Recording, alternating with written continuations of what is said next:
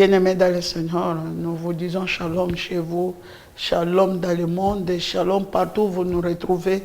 Bien-aimés, Jésus-Christ nous a laissé la paix. Et la paix qui surpasse toutes les choses, Dieu nous a laissé la paix. C'est pourquoi cet après-midi, bien-aimés, nous vous communiquons la paix. Recevez la paix partout où vous nous recevez, dans vos maisons, dans vos véhicules, dans tout le continent du monde. Je sais que le monde est en train de passer par une phase apocalyptique trop dure. Il y a la dictature est en train de s'imposer, où il y a des guerres partout, où dans des ménages, il y a des troubles. Parce que l'impudicité, l'impureté est entrée partout, même dans des églises. On ne sait plus là où on peut mettre les pieds. Mais j'aimerais te rassurer qu'il y a quelqu'un, dans tout ce que tu vis, même si tu as perdu quelqu'un, même si tu es malade, il y a quelqu'un qui t'a laissé la paix. La paix que le monde ne peut jamais te donner. Jésus-Christ t'a laissé la paix. Cet après-midi, j'aimerais que tu reçois la paix. Cette paix que je te communique, reçois-la par la foi. Et que la paix, même si tu es dans un état où la guerre est en train de surpasser, des gens sont en train de devenir des nomades de par-ci, par-là. Bien aimé, ce n'est pas leur volonté, mais c'est arrivé, ce sont des signes du temps. Et nous devons prier pour nos nations parce que notre paix dépend aussi de notre nation. On ne peut pas prier seulement parce que moi je suis une église, je prie pour ceux qui me combattent, je prie pour les liens de la famille, ainsi de suite. Oui, la famille aussi, nous venons, il y a des liens de la famille. Mais les nations aussi, nous devons prier parce que notre paix dans nos nations, même si tu es lié, tu as des liens de la famille, tu as le combat dans la famille, mais si dans la nation, ça ne va pas, je crois que tout ce que tu passes dans la nation, ça ne peut pas y aller. C'est pourquoi nous devons prier pour nos nations. Nous devons mettre Dieu, prier Dieu pour que Dieu revienne et agisse dans nos nations, auprès de nos autorités, des responsables, que Dieu nous mette ces gens-là pour nous diriger. Parce que si dans l'armée, un général perd les combats, c'est-à-dire que les soldats sont en débandade. C'est pour dire que si dans une nation, si le président perd la voix de Dieu, la voix bonne qui peut conduire une nation, c'est-à-dire que la population aussi devient en ruine, la population aussi devient en débandade. Si dans une nation, il n'y a pas aussi l'harmonie, il n'y a pas le vrai patriotisme, les patriotes, l'amour du patrie, on ne sait pas comment émerger dans une nation parce que tout le monde n'aura pas ce qu'il veut et tout le monde ne sera pas satisfait et tout le monde ne va pas s'accepter. On s'accepte que quand on a Jésus-Christ. C'est pourquoi cet après-midi, j'aimerais nous lire et vous exciter plus à suivre le temps que nous sommes en train de vivre. C'est le temps apocalyptique. C'est le temps des signes de la fin. Où nous voyons ici, même dans l'Apocalypse, que je vais dire, Apocalypse 17, vous allez voir que tout ce que nous vivons sur la terre, dans le monde entier, c'est le signe de temps. Et ce signe de temps que nous vivons aujourd'hui, ça ne se fait pas voir seulement sur les animaux, sur la nature, où vous voyez l'échauffement climatique. Il y a des faits qui descendent. Tout ce qui se passe ici, vous venez de voir même la clôture qui s'est passée des Jeux Olympiques, comment la magie s'est manifestée à l'œil nu. Et nous sommes habitués à vivre avec les magiciens, la magie partout dans le monde. Et dans un état où nous sommes, si la magie domine, la chrétienté ne se fait plus sentir. C'est toujours de lamentation, c'est toujours des pleurs et c'est toujours des graissements de dents. C'est pourquoi j'aimerais nous exciter à nous, qui sommes des chrétiens, à prier et à prêcher la bonne nouvelle pour comprendre que nous devons combattre d'abord pour nos nations parce que nous sommes aussi sous le joug de la dictature dans nos nations et cela nous fait aussi manquer la paix et la joie que nous devons vivre. Vous voyez comment les gens sont devenus des nomades dans leur peuple, dans leur propre pays. Il y a des gens qui sont émigrés. Et comment on les traite dans les pays étrangers. Comment on les traite là-bas. Parce qu'on est mieux que chez soi. Mais quand vous trouvez que chez vous-même, vous n'avez plus la paix, Parce qu'on vous impose des guerres anormales, illogiques, donc illégales, des guerres qu'on nous impose. Donc tu n'as pas mérité, mais parce qu'ils se disent nous sommes des puissances du monde. Mais moi j'aurais dû penser que quelqu'un peut être puissant quand sur le plan de vie économique, il est en train de stabiliser la population est à l'aise. C'est là où on peut dire que nous sommes une puissance. Mais la puissance qui se dit dans le monde, ce sont des puissances de vente des armements pour tuer les gens, pour piller d'autres nations, pour tuer même des chefs d'État. Et cela, ce n'est pas dans la voie que Dieu nous a mise devant nous. Mais nous avons que la solution en Jésus-Christ, parce que nous devons savoir que le diable est là pour nous détruire. Jean 10, pour nous détruire, nous tuer, nous égorger. La volonté du diable, c'est ça. Donc si tu es détruite dans ta vie, si tu meurs bien avant, il y a des frères qui meurent, c'est-à-dire que tu meurs même avant l'âge, le diable est là. Il est là que pour nous détruire. Il est là pour te voler tout ce que tu as là. Peut-être tu as un héritage que Dieu t'a donné, que toi tu ne sais pas discerner. Mais le diable te vole chaque jour, comme on nous vole dans des nations. Donc nous avons un pays riche, nos nations sont riches, mais on nous impose la guerre pour nous voler. Mais on nous traite de pauvres. Mais nous avons Jésus, nous avons Dieu. C'est pourquoi accrochez-nous à la parole de Dieu. Soutenons-nous dans le monde entier. Puis un des 7 anges qui tenait les 7 coupes vint, et il m'adressa la parole en disant, « Viens, je te montrerai le jugement de la grande prostituée qui est assise sur les grandes eaux. C'est avec elle que les rois de la terre se sont livrés à l'impudicité, et c'est du vin de son impudicité que les habitants de la terre se sont enivrés. » Il me transporta en esprit dans un désert, et je vis une femme assise sur une bête écarlate, pleine de noms de blasphème, ayant 7 bêtes et 10 cornes, ayant 7 têtes et 10 cornes. Cette femme était vêtue de pourpre et d'écarlate, et parée d'or, de pierres précieuses et de perles. Elle tenait dans sa main une coupe d'or remplie d'abominations et des impuretés de sa prostitution. Sur son front était écrit un nom, un mystère, Babylone la grande, la mère des impudiques et des abominations de la terre. Et je vis cette femme ivre du sang et de saints et du sang des témoins de Jésus. Et en la voyant, je fus saisie d'un grand étonnement. Et l'ange me dit, « Pourquoi t'étonnes-tu? Je te dirai le mystère de la femme et de la bête qui la porte, qui a les 7 têtes et les 10 cornes. La bête que tu as vue était, et elle n'est plus. Elle doit monter de l'abîme et aller à la perdition. Et les habitants de la terre, ceux dont le nom n'a pas été écrit dès la fondation du monde dans le livre de vie, s'étonneront en voyant la bête, parce qu'elle était et qu'elle n'est plus, et qu'elle reparaîtra. C'est ici l'intelligence qui a de la sagesse. Les 7 têtes sont 7 montagnes sur lesquelles la femme est assise.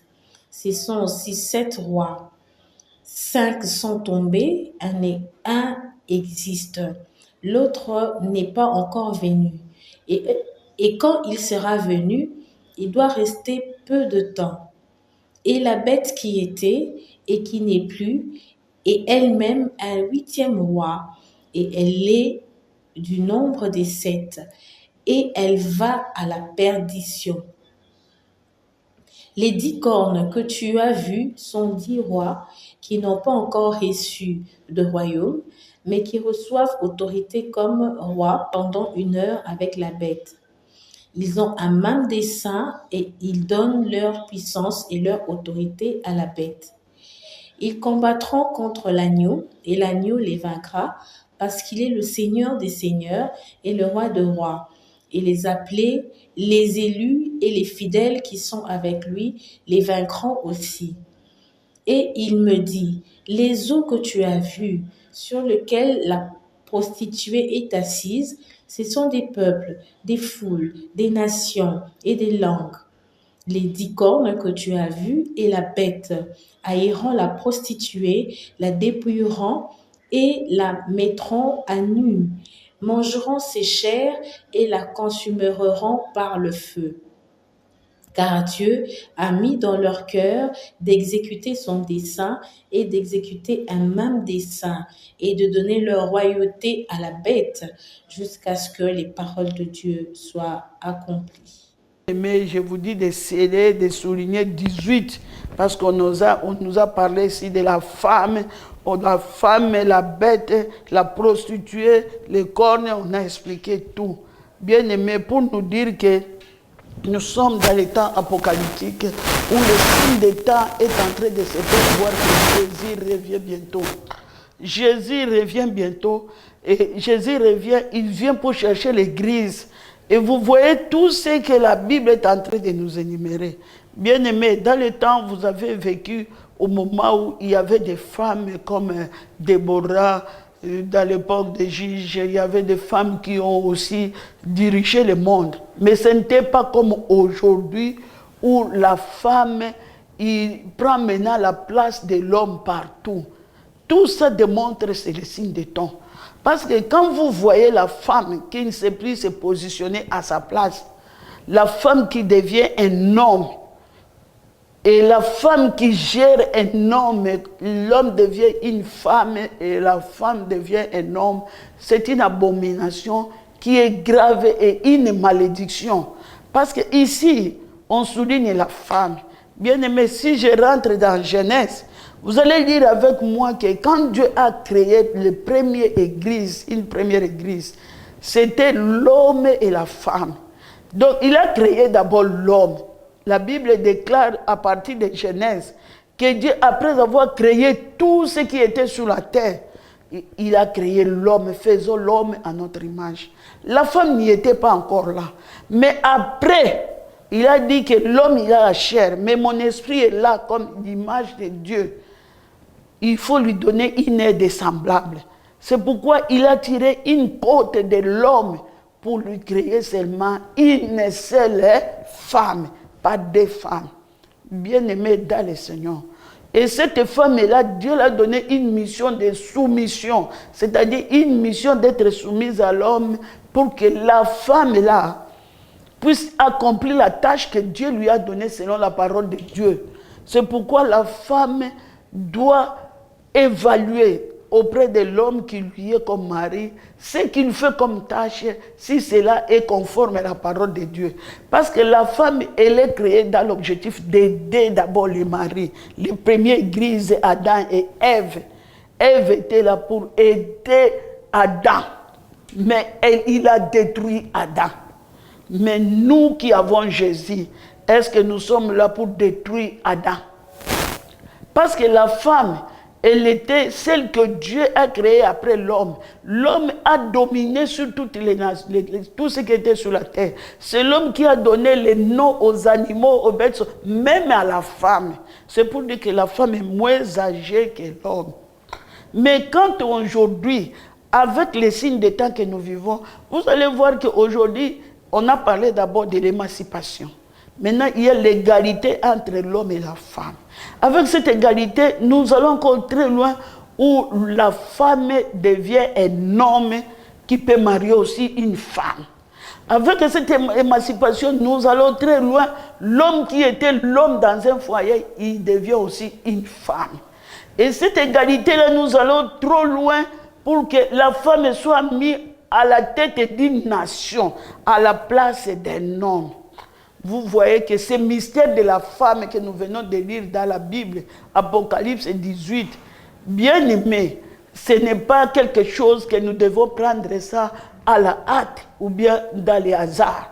Parce que le signe des temps que nous allons avec ça pour que Jésus vienne chercher l'église, cette femme que j'ai compris ici d'Apocalypse 18, Et la femme que tu as vue, c'est la grande ville qui a les royautés sur le roi de la terre. Il a les royautés, donc il a les royautés, il a le pouvoir de... Donc on dit ici, il a la grande ville qui a les royautés sur les rois. Donc sur les rois, tous les rois de la terre, tous les royautés de la terre. Donc vous voyez cette femme-là, il a le pouvoir sur les églises, il a le pouvoir sur les nations, il a le pouvoir. Et quand nous voyons cette femme qu'on veut voter aujourd'hui aux États-Unis, bien aimé, nous sommes dans la démocratie où la dictature est en train de battre les records. Et en sachant que la femme, elle est toujours une aide semblable à un homme. La femme a été tirée que d'un côté. Un côté. C'est pourquoi on l'appelle être faible. Elle n'est pas tirée comme l'homme créé à l'image de Dieu. La femme, c'est une partie. Et par la faiblesse de la femme où le mal est venu. Le mal est venu à la faiblesse de la femme. Parce que la femme n'est pas forte pour lutter contre un homme. Et le diable profite toujours d'utiliser la femme. Et c'est ça l'église qui est en train d'être combattue dans l'univers et dans le monde entier. J'aimerais nous dire qu'avec la démocratie, où la dictature est en train de battre les records, la femme est dans toutes les nations du monde qui sont positionnées au-dessus des hommes. Et l'homme ne se fait plus voir sa place, vraiment la place réelle de la femme. Je vous dis que nous allons souffrir. Nous allons souffrir parce que l'homme, au moins, elle a ses pouvoirs, elle a ses prérogatives de comprendre l'autorité de Dieu et de gérer l'humanité telle que Dieu lui a donné le pouvoir sur les nations du monde.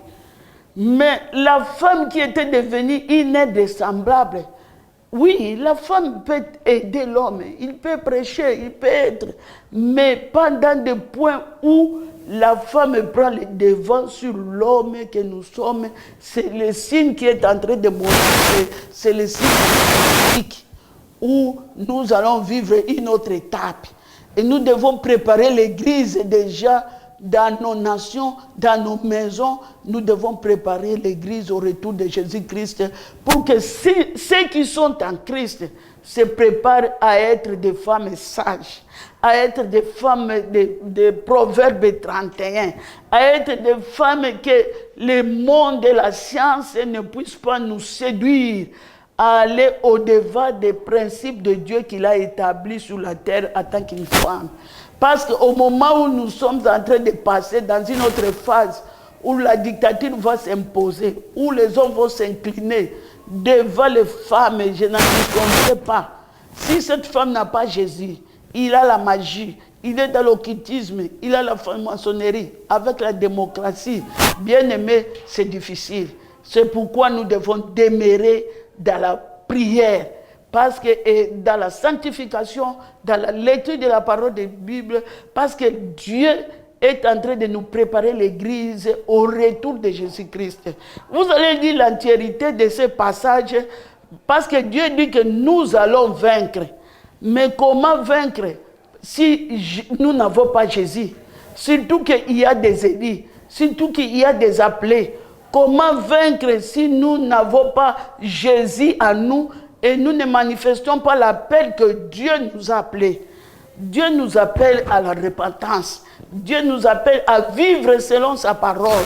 Parce que le temps que nous sommes ici, c'est le signe de la fin. Le temps apocalyptique, tous les mal sont en train de se faire voir. La magie, c'est propre maintenant. Donc nous ne sommes plus au temps de Déborah où il y avait des juges, où il y avait des gens. Donc la conscience de la parole était normale. Ici, nous sommes dans le temps de la fin où l'église est en train de subir une autre phase. Où on est en train de nous montrer comment la femme est et elle sera demain et après-demain et comment nous vivons. Et cette femme, elle a les marques des mystères de Babylone sous le front. Cette femme qu'on nous prévient. Sur son front ici, c'est écrit la marque de Babylone. Et nous avons dit que cette Babylone-là, elle est tombée.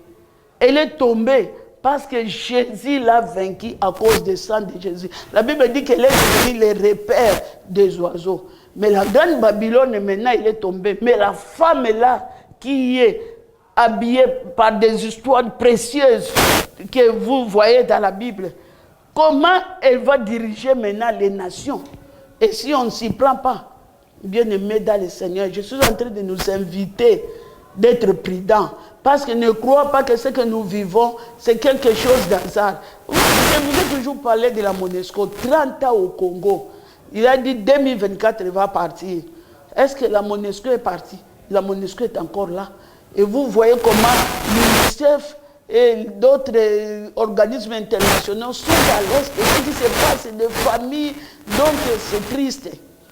Bien qu'on les vienne au secours, mais ce n'est pas une vie que les gens doivent venir. Ce n'est pas seulement ici chez nous.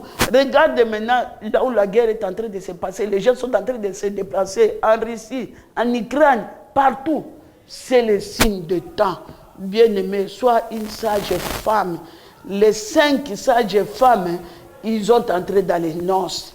Je me dis, si nous ne sommes pas de nous avertir nous-mêmes, vous les chrétiens du monde entier, je sais que partout dans le monde, il y a les chrétiens.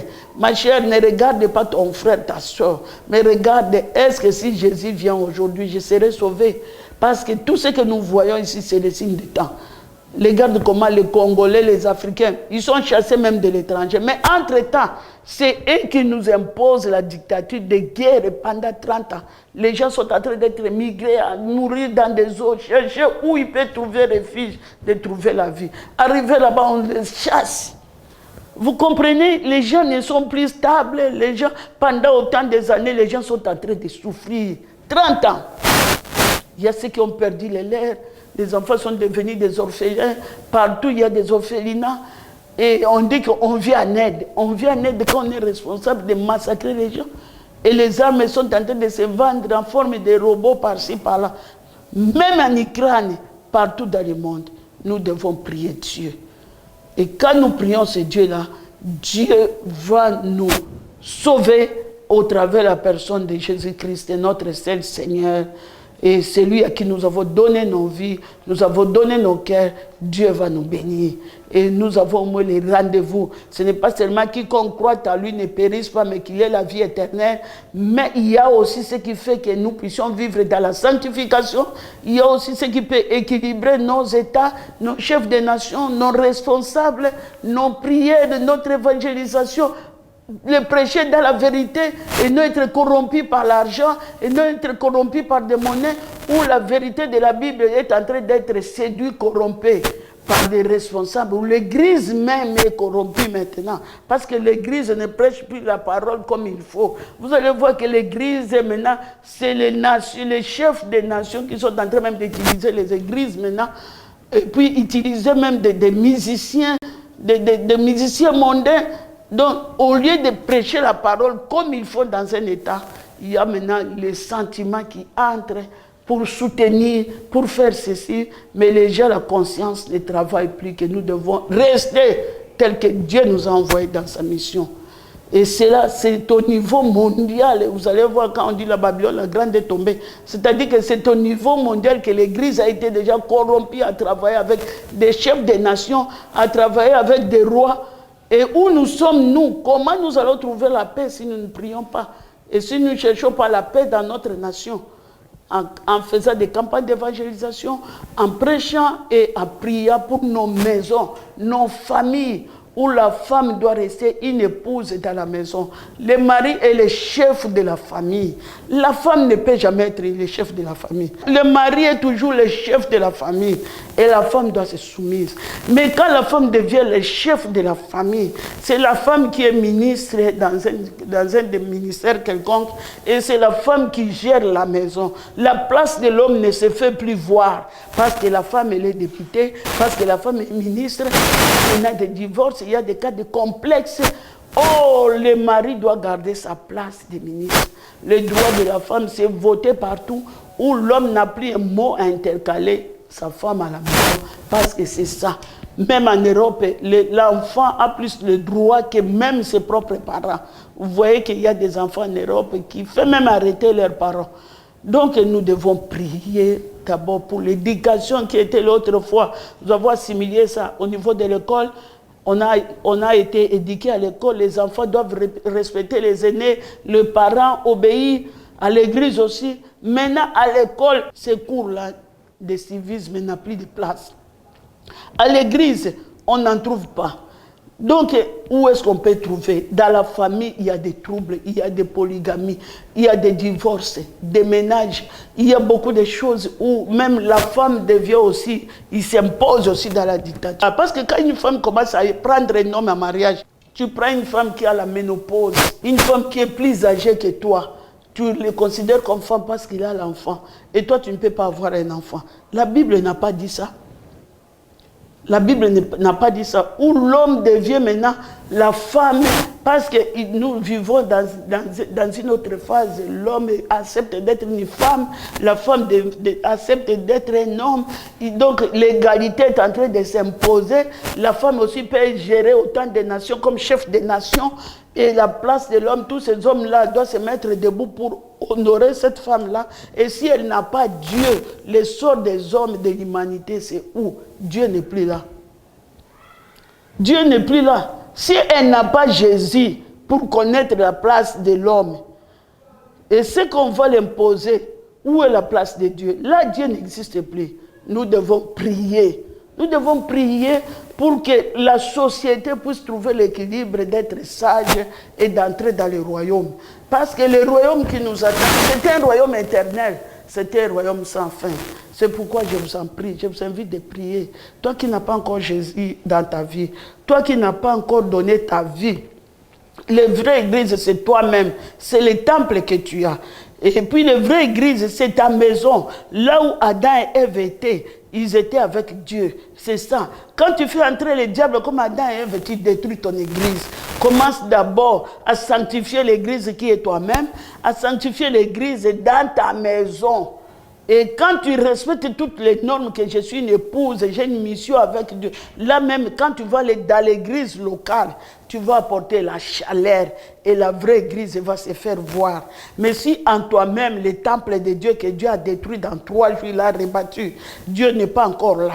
Dans ta maison, il n'y a pas de normes, les principes de Dieu tels qu'il a fondé la famille.